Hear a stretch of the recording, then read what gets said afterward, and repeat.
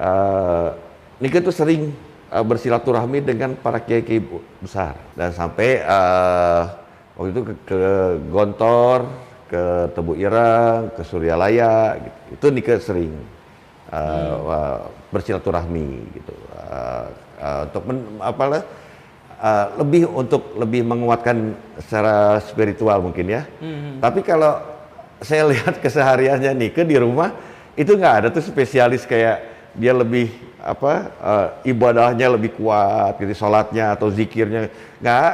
Biasa aja ya. Biasa aja gitu ngalir. Kayak remaja pada umumnya. Ya gitu. Cuman kata kiai-kiai itu ada sesuatu yang spesial gitu. Itu setelah Nike wafat.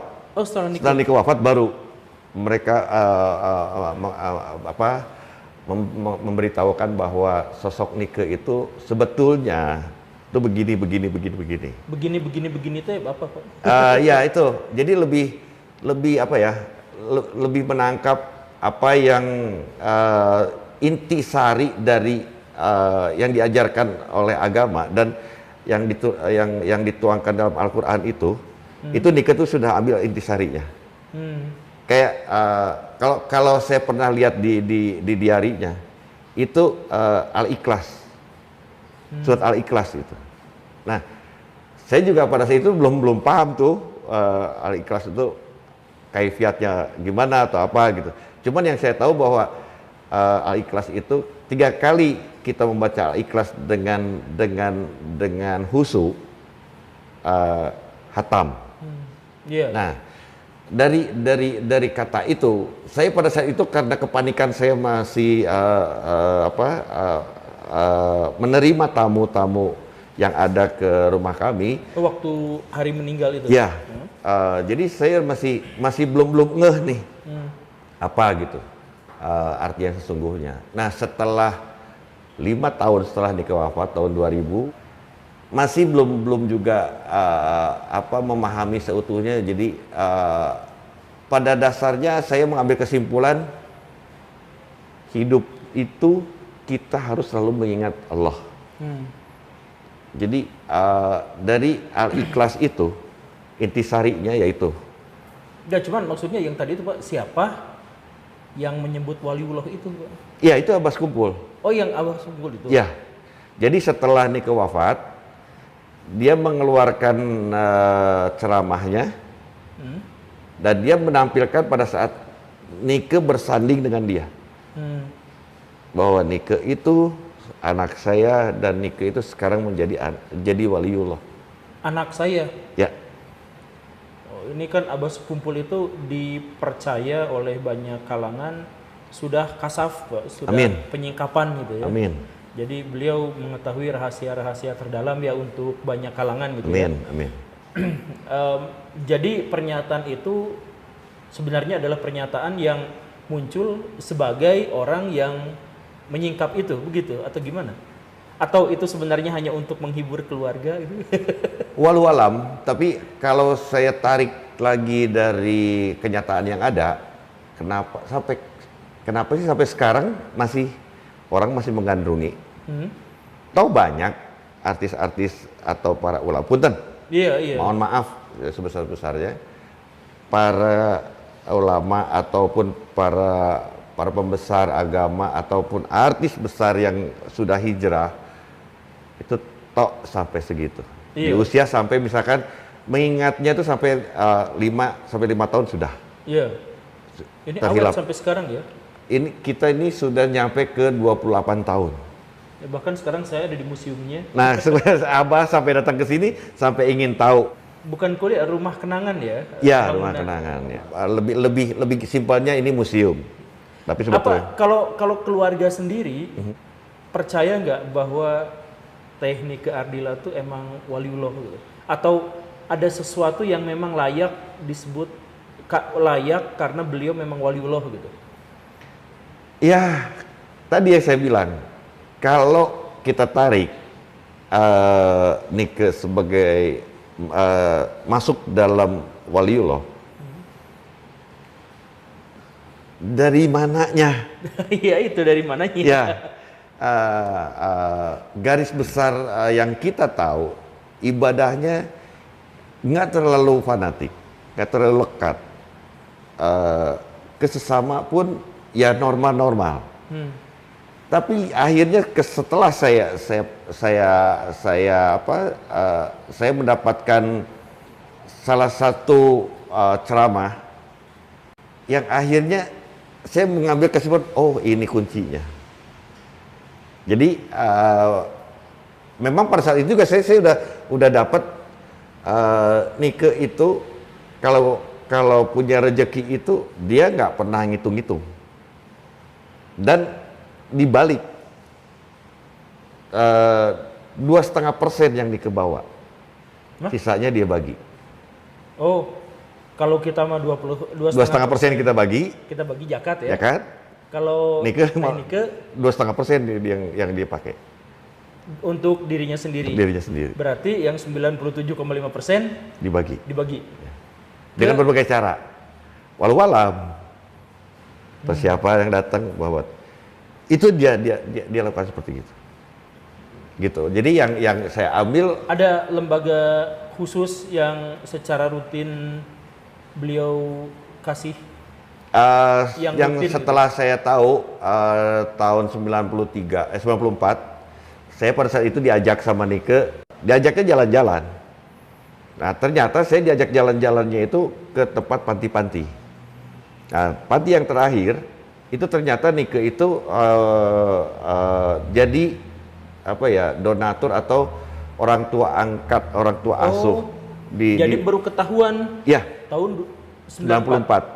Berarti setahun sebelum wafat? Bulan lah. Oh bulan ya? Iya. Oh bulan. Ya, karena itu kan di Desember setelah Nike ulang tahun saya diajak. Oh Desember 94. Nah, itu pun yang kedua kali di bulan Februari. Saya pun diajak lagi gitu. Nah, di bulan Februari saya yang ditegaskan. Ambil ini anak. Oh jadi punten ini kapotong. 94 Bapak sebagai kakak kandungnya sendiri baru tahu bahwa Teh Nike kalau jalan-jalan tuh ke panti dan langsung ngasih dan ternyata sudah punya anak asuh, sudah punya apa tanpa sepengetahuan keluarga. Tanpa sepengetahuan keluarga. Itu berarti usia 17-18. Tapi dia selalu menyisipkan. Itu langsung ngasih. Ya, langsung ngasih.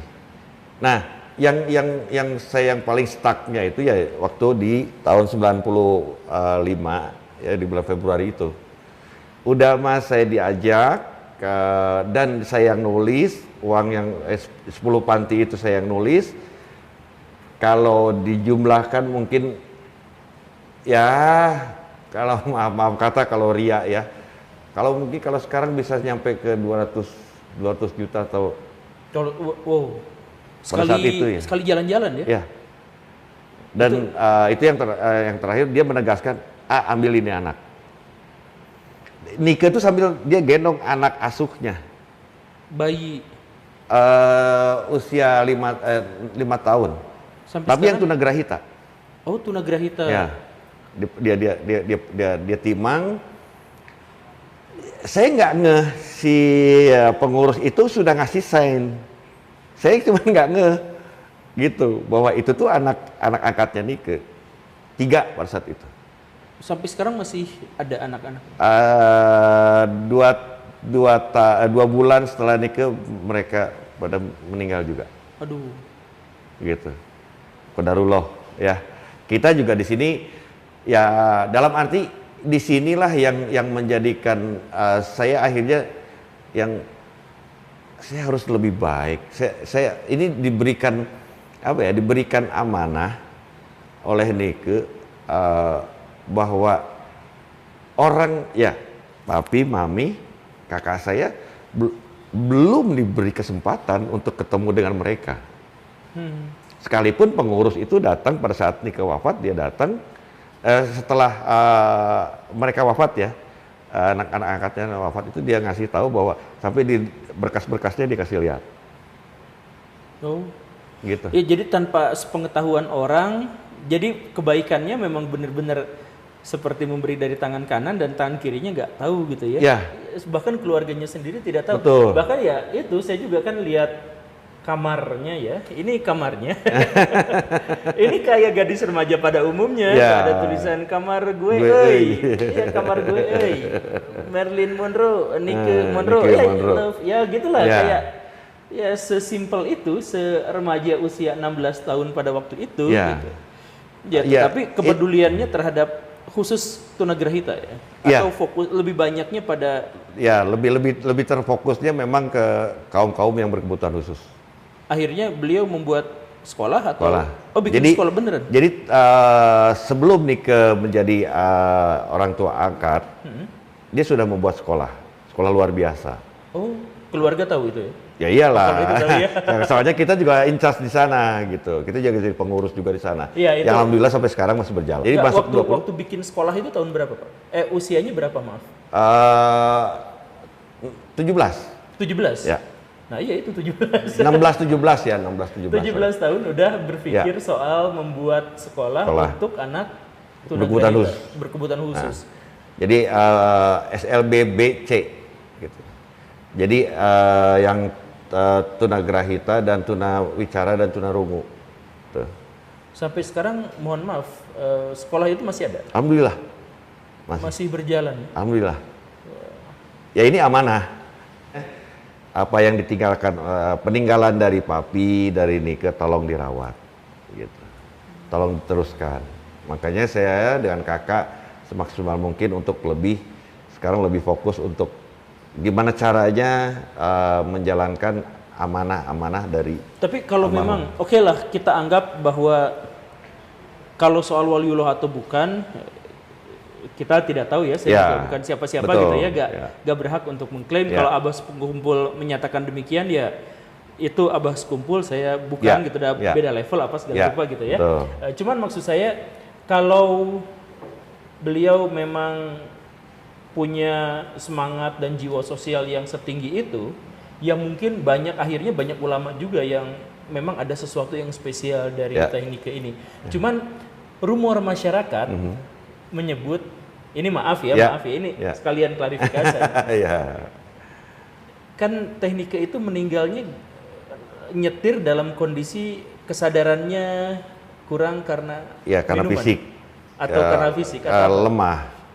Ya kan ada rumor gitu Betul. ya. Atau misalkan ada rumor juga karena ini yang dibunuh. Disantet ya. Ya, dibunuh. Jadi ada yang ditembak lah, ada yang dihalangi oleh mobil yang artis siapa gitu. Itu sebetulnya kita bicara satu dulu ya. 1 bulan dan 1 minggu sebelum Nike wafat itu ada pemotretan. Parasnya sudah robah. Lelahnya Nike tuh sudah terlihat. Itu yang 1 minggu Iya. sebelum itu. Dan yang 1 bulan ya, tapi itu sudah di make up, yang pakai bingkai kuning. Gitu. Itu sudah sebetulnya kalau kita teliti dengan seksama itu sudah terlihat. Kelihatan lelah, Iya. begadang, capek apa. Iya. Terus beberapa jam. Jadi jam 4 sore Nike break karena Nike harus hadir di acara ulang tahunnya Tabloid Aneka yaitu di Bandung. Di situ udah kelihatan benar-benar lelah gitu. Dan sama papi, sama mami sudah tidak diizinkan karena Nike posisinya kelihatannya pucat, udah kelihatan kan pucatnya gitu. Tapi Nike dengan sungkem, dengan memohon. Ini karena Nike udah janji. Dan sosok Nike itu kan kalau sudah janji itu kayaknya utang gitu. Kalau nggak datang itu utang gitu. Makanya Nike berusaha semaksimal mungkin untuk menghadiri acara itu. Dan pada saat datang ke sana acara sudah selesai, masih Ya, dalam kumpul-kumpul ini masih gitu lah ya, kumpul di sana. masih. Dan akhirnya dilanjut karena di sana juga nggak begitu fokus, pindahlah tempat gitu. Masuk ke diskotik Polo.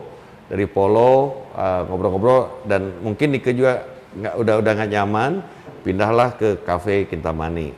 Nah di situ ada pembicaraan yang lebih fokus. Saya juga kan karena saya tidak ada di sana, jadi kan saya nggak paham apa yang mereka bicarakan gitu.